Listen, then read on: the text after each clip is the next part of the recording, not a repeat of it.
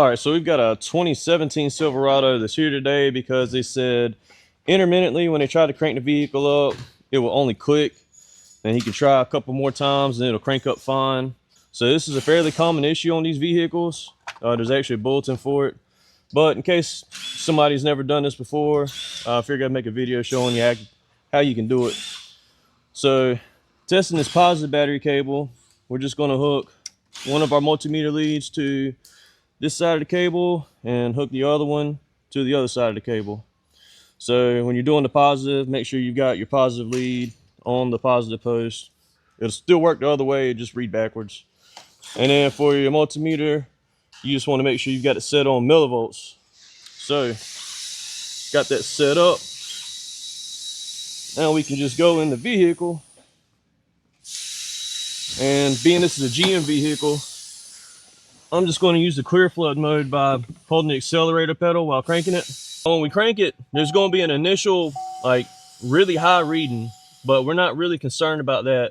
We want to wait until after it's been cranking a few seconds to get a stable reading. So here we go. So that's reading about 60 to 70 millivolts, right? So the specification for that cable is anything less than 100 millivolts is fine. So right this second, it's kind of at the higher end of it, but technically it's good. All right, so to test this negative cable, we'll take our negative lead, hook it on the battery post, and our positive, I'm going to clamp to this bar right here. Really anywhere on the block is fine because that cable connects directly to the block. Had to extend my lead a little bit, but I'm just going to clamp it right there on that bare metal, that bracket. So we're going to do the same test. We'll crank it up. And this cable should be less than 200 millivolts.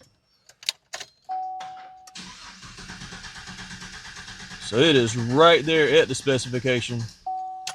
So I finally got the truck to where it wouldn't crank. So all it will do is just click when you try to crank it up. And I was able to measure it with an oscilloscope. So my blue line is the amp clamp that I have on the battery cable going to the starter, and the yellow up here is just measuring the battery voltage.